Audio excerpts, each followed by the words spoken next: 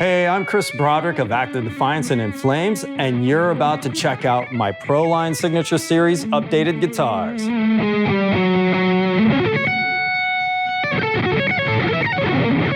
Even before I played guitar, I remember walking to a guitar store with my buddy that got me playing and just being wide-eyed at all these beautiful guitars on the wall. And they were all Jacksons and Charvels. And they were the craziest, you know, the snakeskins, the bright colors at that time. But they were awesome, and they definitely spoke to me. And that's why I'm really proud to be a part of Jackson these days. They are truly in my blood.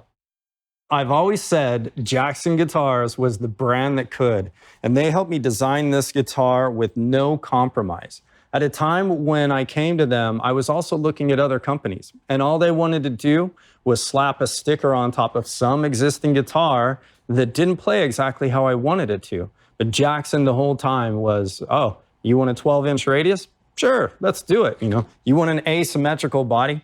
All right. You know, it was like one of those things where they had no problem with doing anything that I asked, and Jackson supplied. They came through. You know, it's pretty awesome being in the Jackson family because they have supported me at every stage of my career. And I always, you know, feel like I've got somebody that I can talk to all the time about maybe any issues I'm having or anything like that, or things that we want to put in the future.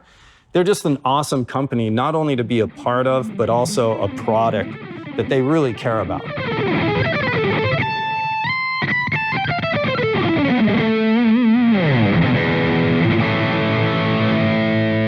I've spent a lot of time with a lot of different instruments in my day, and one of the things that really makes me feel like I play at my best is a curved radius. I've played everything from totally flat classical guitars to really curved violins, maybe badly, but who knows, right?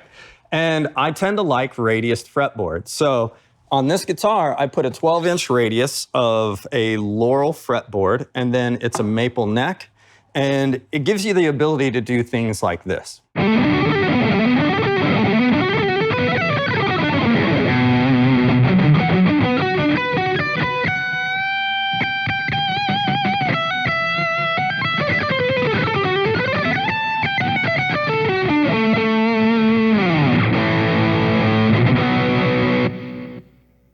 So for jumbo frets, I really like them because I was an Yngwie fan, and he scalloped the hell out of his fretboards.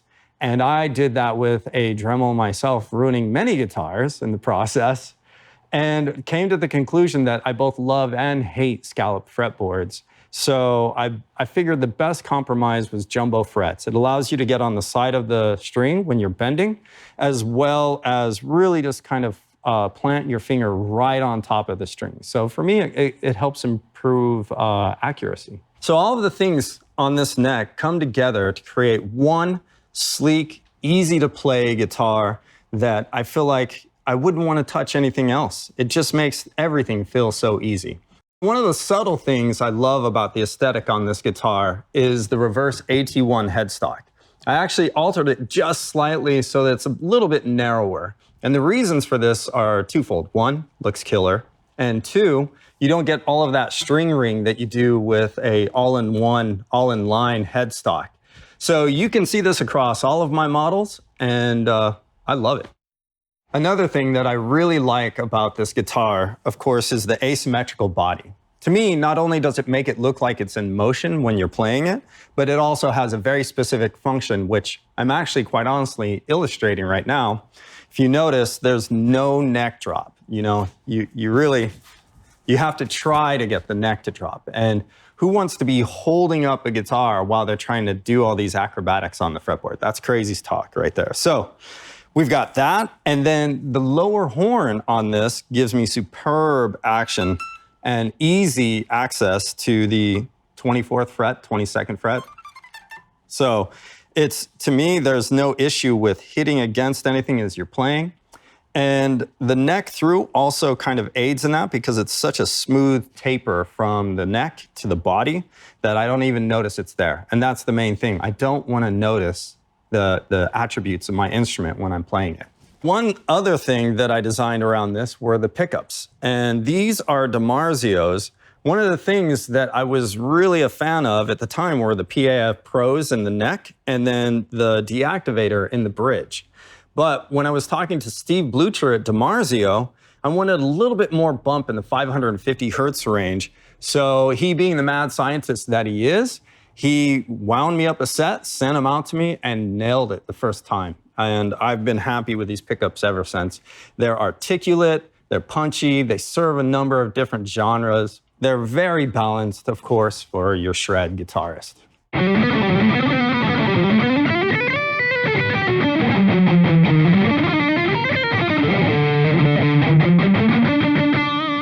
Some of the other genres that I think these pickups could do fairly well in is jazz. Like they can get very mid-range kind of focused tone to them if you want them.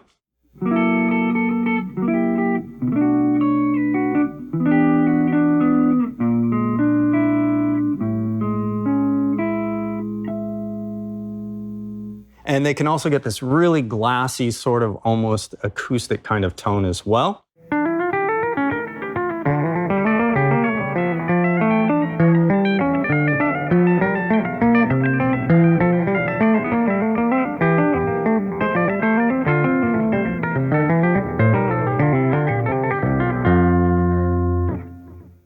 For me, you know, I mainly think of a bridge pickup definitely for rhythm. In fact, I can't even think of a rhythm that I don't play on the bridge pickup. It just has so much clarity and articulation.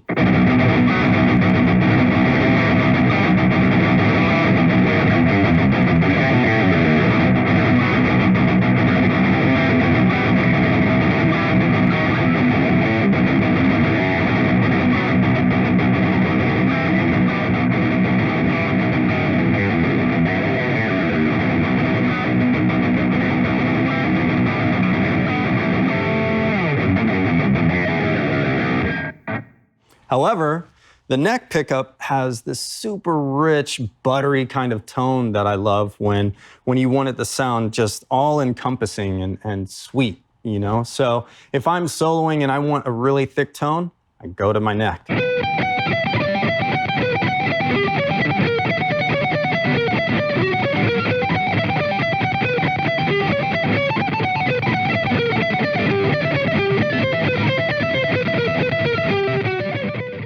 Obviously, I love tremolo bars, but at the same time, there's a place in my heart for hardtails as well.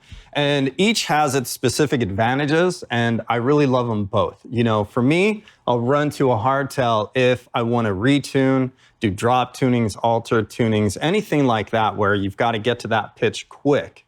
Another thing too is oftentimes the string changes are quicker on a hardtail too. So if I may be feeling a little lazy, you know, I might just change the strings on the hardtail. But the tremolo, of course, I really like for the things that you can do with it in terms of musically, you know, glissandoing in and out of pitches, dive bombs, squeals, all of that good metal stuff that everybody loves.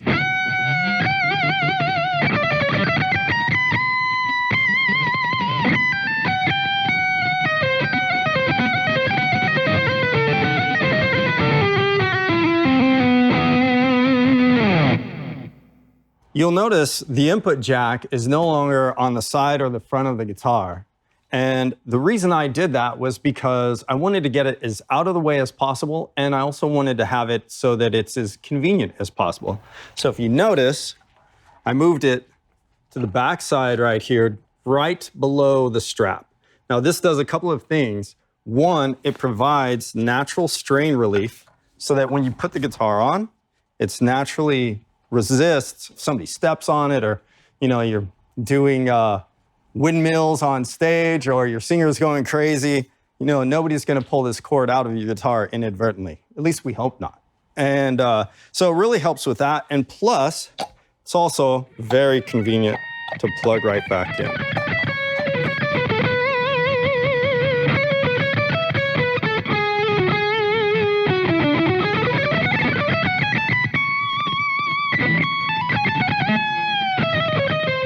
Here is my gloss black Hardtail 6-string guitar. and it has 90% of all the features that my 7-string with the Floyd Rose has on it, except, of course, no Floyd and no 7-string.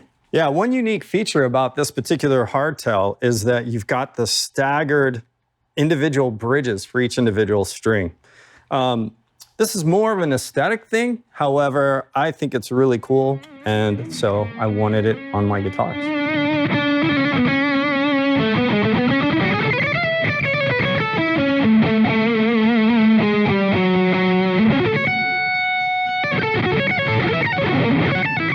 I love to have kill switches on all my guitars. They make it really easy to cut the signal if you need to, pull out the chord and change to a different guitar, or you can do rhythmic things with them that's really fun. And I'll show you guys what's going on with that right now.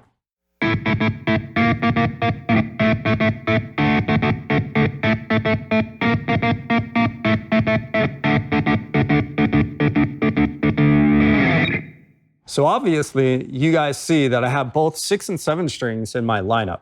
And Jackson was awesome in letting me do that, because now it gives you, the individual, the choice. You know, do you want to play a 7th string or a 6th string, and, you know, stick with tradition, or go a little bit more of the lower route with the 7? And to me, that is a great choice to have, because now you all can have all the benefits of this guitar, whether you prefer one or the other.